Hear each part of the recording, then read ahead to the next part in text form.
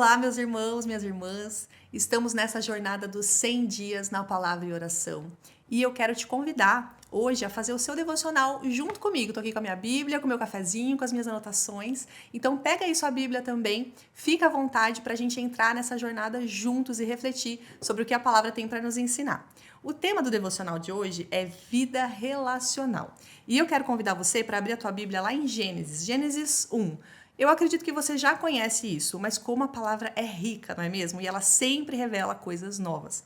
Talvez você não tenha reparado em Gênesis 1 esse detalhe que eu vou falar para você. Quando Deus está ali criando todas as coisas, Ele não está apenas criando, nós temos um Deus criativo, não é mesmo?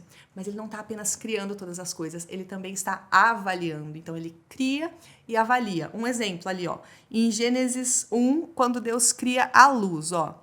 No princípio, Deus criou os céus e a terra era sem forma e vazia. A escuridão cobria as águas profundas e o Espírito de Deus se movia sobre a superfície das águas. Aí no versículo 3 diz assim: Então Deus disse, haja luz, e houve luz. E logo no versículo 4, o que a gente vê? E Deus viu que a luz era boa. O que é isso? Ele não está apenas criando as coisas, mas ele está também avaliando as coisas. Você faz avaliações no seu dia a dia, tenho certeza disso. Talvez ali num aplicativo que você está usando, o próprio aplicativo te manda uma mensagem para você avaliar se a sua experiência foi boa ou não.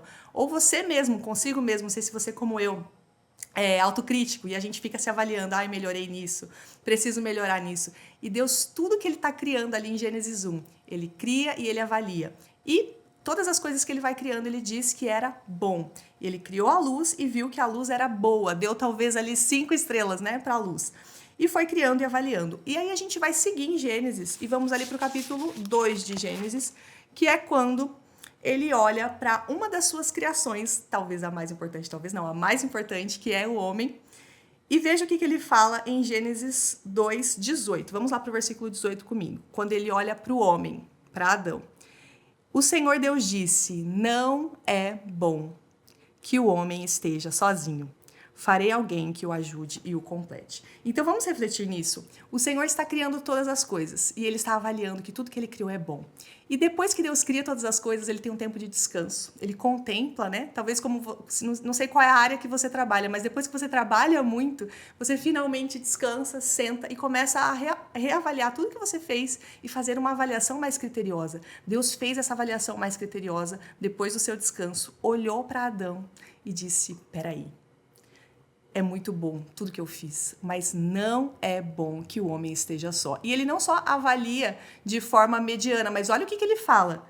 Farei para ele alguém que o auxilie e lhe corresponda. Como o nosso Deus é perfeito e tudo que ele faz é perfeito. Ele não faz nada mais ou menos, ele faz tudo muito bom. Esse é o nível de excelência que eu e você devemos ter quando a gente tem esse DNA criativo do Senhor. Então ele olha para o homem, ele viu que não é bom, mas ele não somente viu que não era bom, ele criou a mulher a partir disso. Para quê? Para completar, para ser a auxiliadora idônea.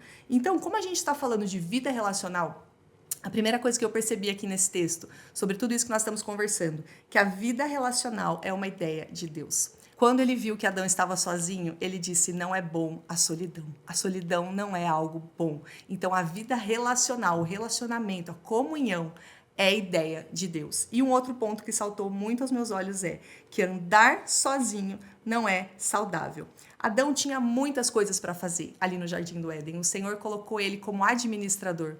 Então, ele não teria ócio, ele não ficaria ali sem nada para fazer. Ele seria, sim, produtivo, ele teria muitas tarefas para fazer.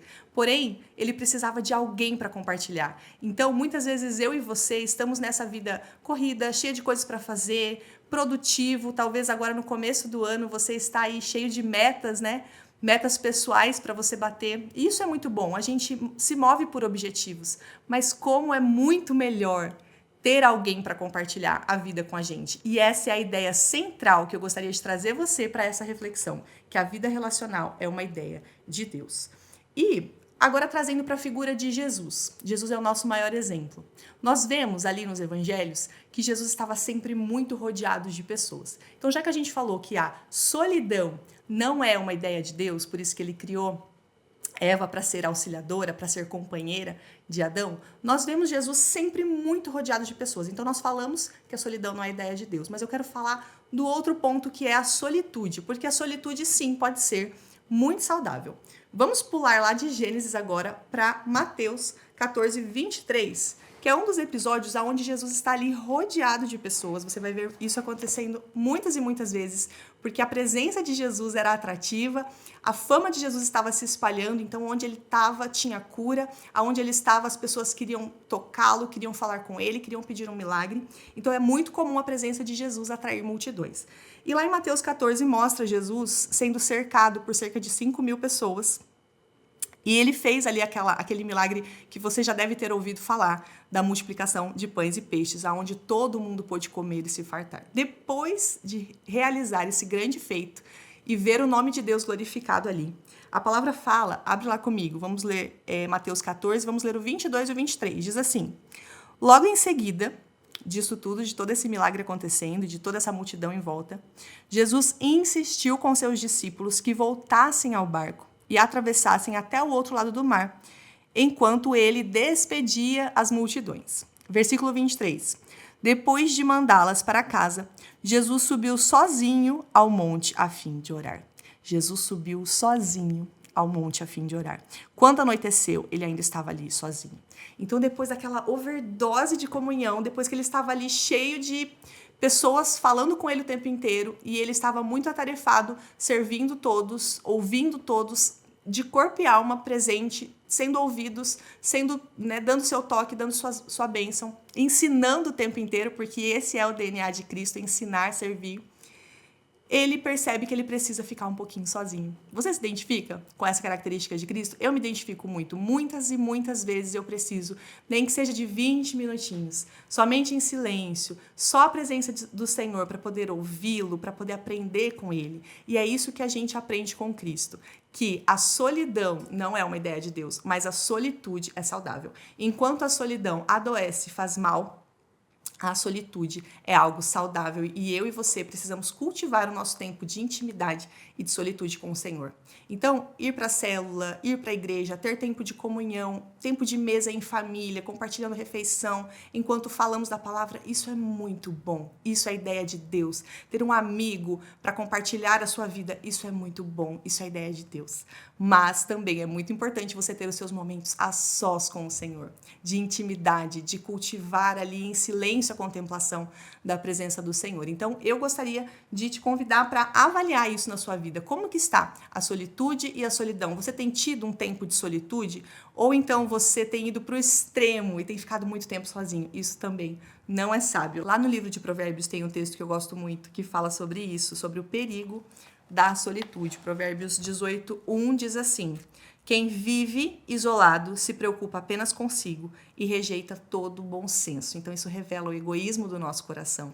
É uma tendência natural nossa se preocupar apenas conosco, focar apenas em nós mesmos. E o Senhor criou os relacionamentos para o contrário disso, para a gente sair do egoísmo e para a gente poder ser lixado, para a gente poder ser forjado. É isso que os relacionamentos fazem conosco. E eu quero falar mais um texto, antes da gente concluir esse tempo de devocional aqui, que é um texto que está lá em Tiago 5,16, que eu gosto muito, talvez você conheça já.